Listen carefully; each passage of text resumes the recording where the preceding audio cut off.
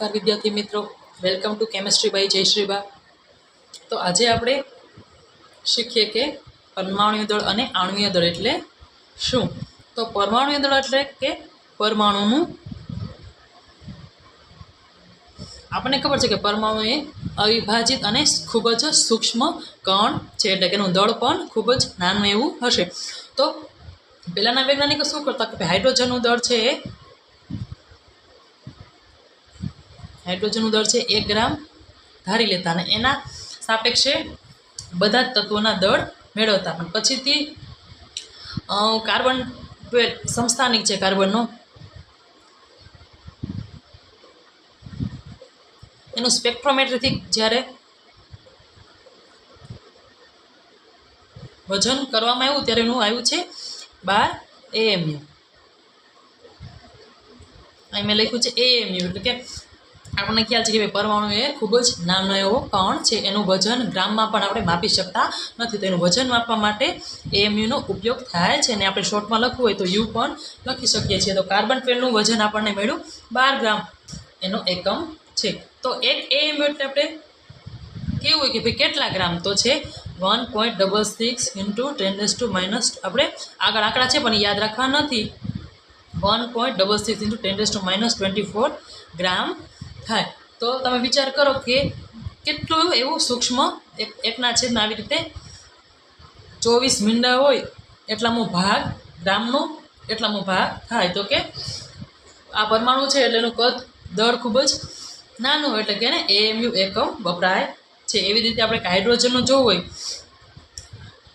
હાઇડ્રોજનનું દળ એમાં કેટલા ગ્રામ છે, તો 1.67 × 10⁻24 ગ્રામ થાય, બરાબર છે. એમાં એવી જ રીતે ઓક્સિજનનું આપણે દળ મેળવવું હોય તો કે ભાઈ 15.99 × 10⁻20 ગ્રામ થાય. એટલે આને એપ્રોક્સિમેટલી આપણે 16 ગ્રામ 16 × 10⁻24 ગ્રામ લખી શકીએ. હવે આપણને ખબર છે કે ઓક્સિજનનો પરમાણુ ક્રમાંક છે 8 અને એનું પરમાણુય દળ છે 16, એટલે કે લગભગ ડબલ છે. તો આપણે જો યાદ રાખવું હોય કે કોઈ પણ તત્વનું પરમાણુ દળ કેટલું, તો એના પરમાણુ ક્રમાંકના ડબલ થાય. એવી રીતે આપણે યાદ રાખી શકાય, પણ દરેક તત્વમાં આવું થતું નથી, ક્યારેક 1-2 વત્તા ઓછા પણ હોય છે.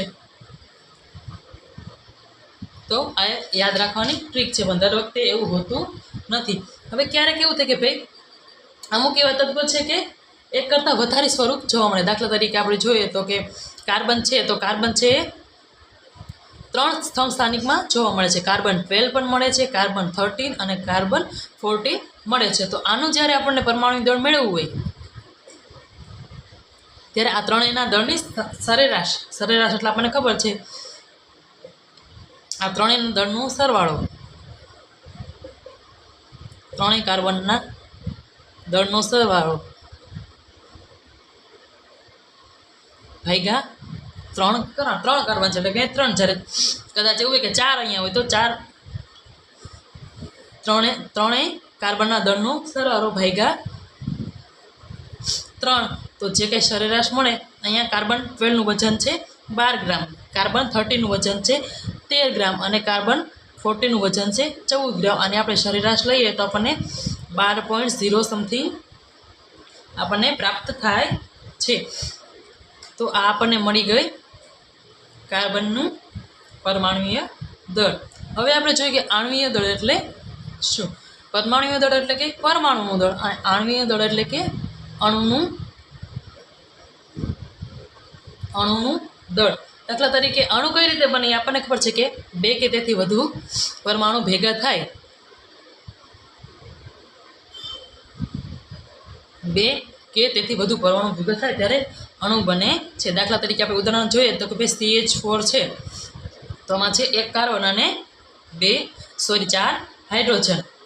તો આનું આપણે આણ્વીય દળ મેળવવું હોય તો શું કરવાનું કે અણુમાં આવેલા દરેક પરમાણુનું દળ, એટલે કે ભાઈ કાર્બનનું પરમાણુય દળ દળ એટલે કે પરમાણુ દળ પ્લસ કેટલા હાઇડ્રોજન છે, તો 4 કૌંસની અંદર હાઇડ્રોજનનું પરમાણુય દળ કેટલું થશે? કાર્બનનું છે 12 પ્લસ કૌંસની બહાર 4, હાઇડ્રોજનનું પરમાણુ દળ છે 1, અને આપણે કેલ્ક્યુલેશન કરીએ તો આપણને 16 AMU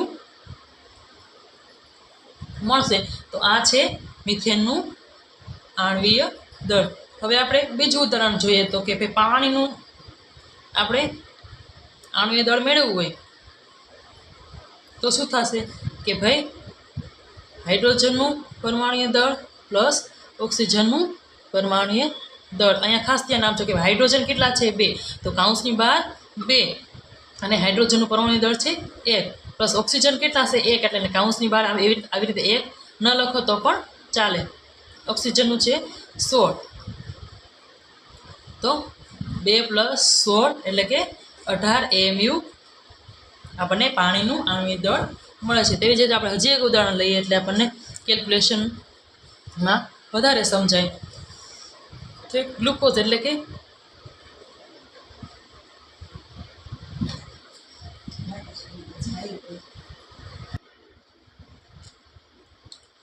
અહીંયા આપણે ગ્લુકોઝનું જોઈએ તો એ ગ્લુકોઝનું અણુસૂત્ર છે C6H12O6.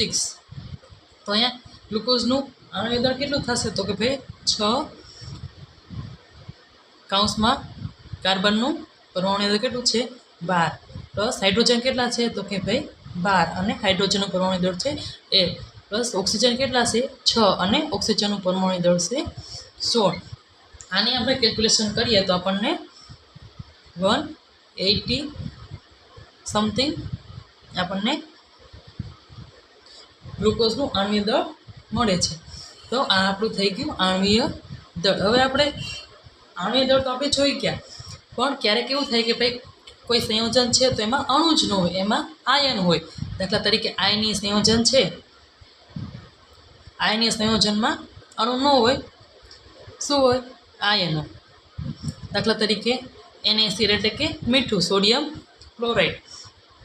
તો મીઠુંમાં કયા આયનો હોય? Na+ અને Cl-. તો આ NaClનું આણ્વીય દળ આપણે મેળવવું હોય તો શું કરવાનું? આ બંને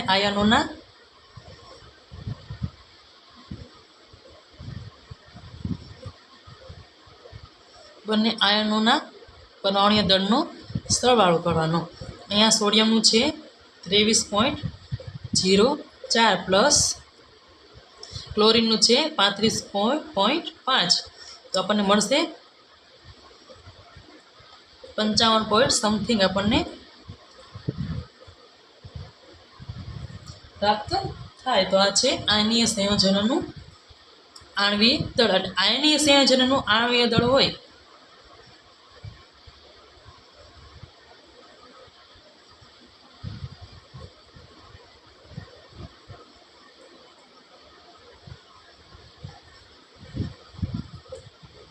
આયનીય સંયોજનોના આણ્વીય દળને આપણે સૂત્ર દળ કહેવાય, કારણ કે આ આયનીય સંયોજનોમાં અણુ હોતા નથી, એમાં આયનો હોય છે, અને આયનોના દળને આપણે સૂત્ર દળ કહીશું. તો આપણે એક ઉદાહરણ જોઈએ કે સોડિયમ ક્લોરાઇડ. તો અહીંયા આ છે તે સોડિયમનું છે અને આ છે ક્લોરીનનું છે, અને બંનેનો સરવાળો કરીએ એટલે આપણને સૂત્ર દળ પ્રાપ્ત થાય છે. હવે આપણે સમજીએ કે મોલ સંકલ્પના અને મોલર દળ. તો હવે આપણે જોઈએ કે ભાઈ મોલ સંકલ્પના અને મોલર દળ. નવો ટોપિક છે મોલ સંકલ્પના.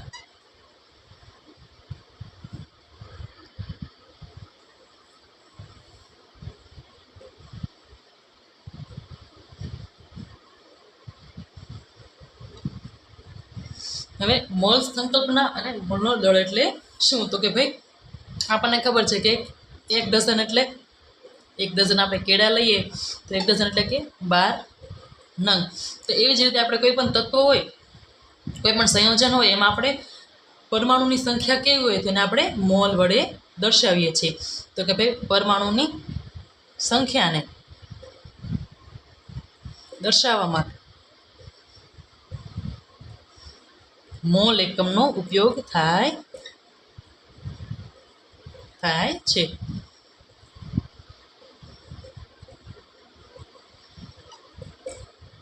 પરમાણુ એટલે શેમાં પરમાણુ? તો કે ભાઈ સંયોજનમાં પરમાણુની સંખ્યાને દર્શાવવા માટે મોલ એકમનો ઉપયોગ થાય છે. તો 1 મોલ એટલે પદાર્થના કેટલા જથ્થો.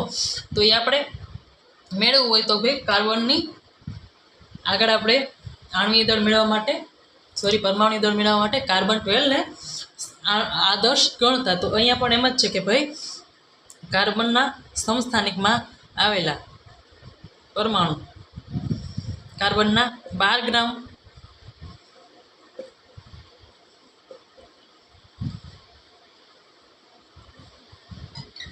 પણ કેટલા છે 6.022 ગુણ્યા 10⁻23 હોય. 1 મોલ ઓક્સિજન હોય તો એમાં પણ કેટલા છે 6.0 એટલે કોઈ પણ તત્વનું મોલ લઈ લો તો 1 મોલમાં કેટલા પરમાણુ હોય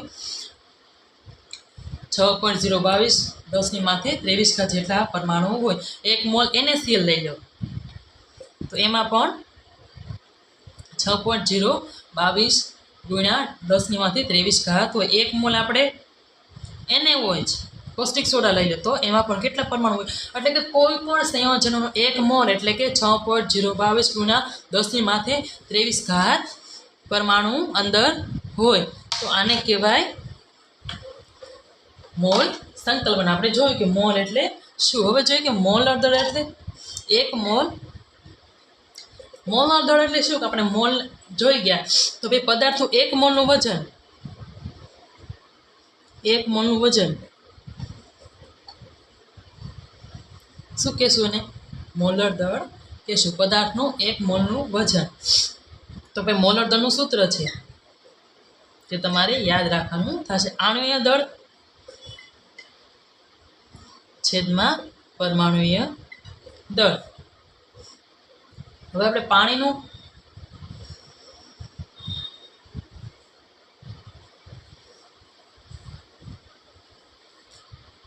હવે આપણે જોઈએ કે ભાઈ મોલર દળ એટલે શું. તો કે ભાઈ મોલર દળ એટલે કે 1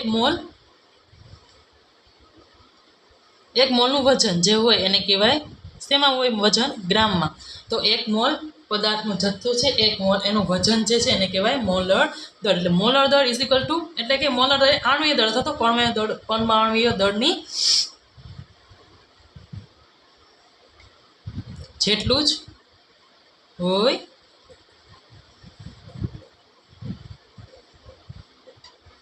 મોલર દળ એટલે કે 1 મોલનું વજન. 1 મોલ કોઈ પણ સંયોજન છે એનું 1 મોલનું વજન ગ્રામમાં હોય એને કહેવાય મોલર દળ. એટલે મોલર દળ એ લગભગ આણ્વીય દળ જેટલું અને પરમાણુય દળ જેટલું હોય છે. દાખલા તરીકે પાણીનું આપણે જોઈએ તો આણ્વીય દળ કેટલું છે 18.0 સમથિંગ છે. તો એનું મોલર દળ પણ કેટલું થશે 18 જેટલું થશે. બરાબર. તો આ થઈ ગયું આપણું મોલર દળ. મોલર દળ એટલે કોઈ પણ સંયોજનોનું 1 મોલનું વજન ગ્રામમાં આપણે લખવું હોય તો એને મોલર દળ કહેવાય. હવે આપણે જોઈએ કે સંઘટનીય